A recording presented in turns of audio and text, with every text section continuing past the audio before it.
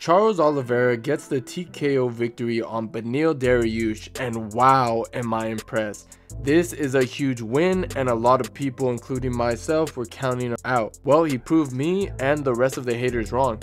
And to that, I have to give my respect to the great Charles Oliveira, as Oliveira broke Dariush mentally and physically, rocking him with a head kick in the beginning of the round and finishing Beneil with a nice setup with a head kick / right, which was so magnificent to see. You can tell during this fight, Dariush wasn't anticipating Charles to have that much power and be that fast. You can see the shock in his face. Charles Oliveira just proved today that he has the best offense in the game, and he proved that tonight.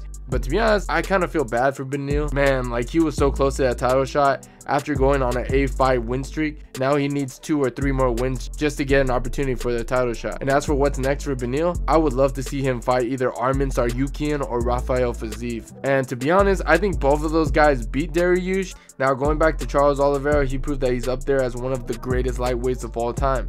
I personally would put him higher than Khabib. Yeah, sure, Charles had lost a couple times, but when it comes to legacy, I think Charles Oliveira beat better competition than Khabib, especially if he can beat Islam Makhachev in this rematch. But that being said, does Charles Oliveira beat Islam Makhachev? Honestly, I don't think he does, as of right now at least. I would have to break everything down for this big breakdown, but if you go back and watch the first fight, it's very competitive. For some reason, everyone has this weird misconception that Islam dominated the entire fight. No, that is not the case at all. In the first round of Makhachev versus Oliveira, the fight was shown to be very competitive in the grappling and striking side. Obviously, Islam was winning most of the exchanges, but like I said, it was still competitive.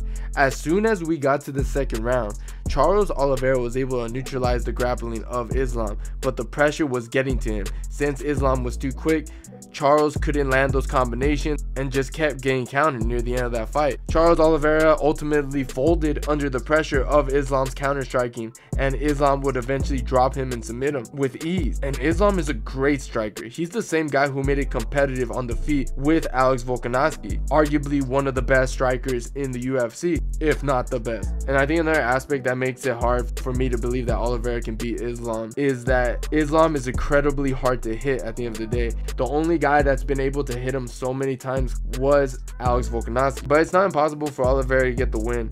I just think that Charles Oliveira has to come in with more confidence and try not to fold into pressure from Islam. I think he needs to be more creative with his combos, like how he landed that head kick / hook setup, especially since Charles Oliveira has crazy amount of power. Charles has to use his reach more and use his knees in the clinch and try to counter Islam. And if Charles can land one really good hit, one really good clean hook, I believe Charles can rock or even knock out Islam. The rematch is gonna be insane, and I'm pretty sure it's gonna happen since nobody wants to see Islam fight Justin Gaethje or Dustin Poirier.